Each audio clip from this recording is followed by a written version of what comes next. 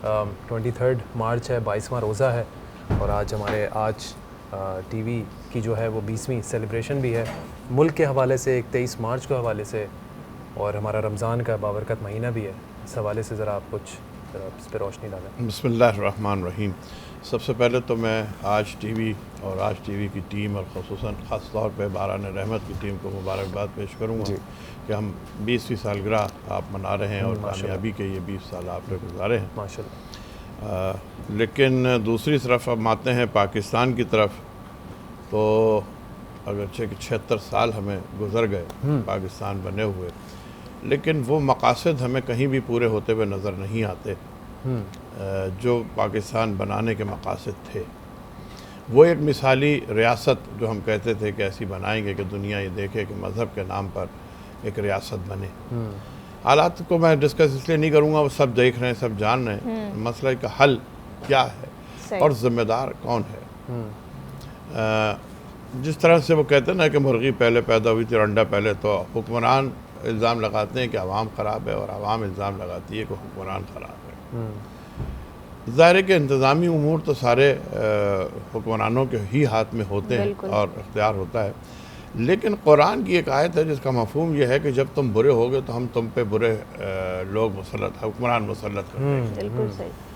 और हम कुरान के किसी हुक्म को ये नहीं कह सकते कि साहब ये सही नहीं है या गलत है, जैसी अवाम वैसे हो, जैसी अवाम है वैसे। उसकी मैं आपको मिसाल दूँ, हम में से हर एक ये चाहता है कि माशरा ठीक हो जाए, लेकिन वो खुद ठीक नहीं होना चाहता। और अब हम इस नहज पे पहुँच चुके हैं अवाम कि अब हम गलत को गलत समझते ही नहीं हैं, हम बुरे को बुरा समझते ही नहीं हैं।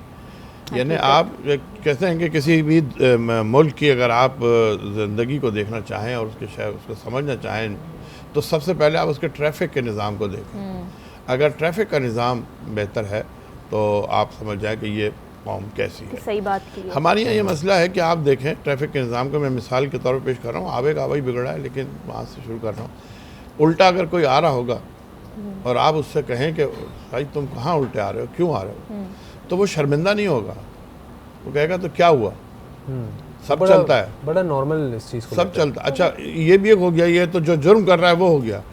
जितने अतराफ़ के लोग होंगे उनमें से एक भी आपके साथ नहीं खड़ा होगा, सब उस उल्टा आने वाले के साथ खड़े होंगे कि छोड़ें, जाने दें, रहने दें, जाहिल है, क्या होता है, 2 मिनट से क्या फ़र्क पड़ गया। बिल्कुल बिल्कुल। यानी अब हमारा मिजाज ये बन गया है कि हम अब बुरे को बुरा समझते ही नहीं।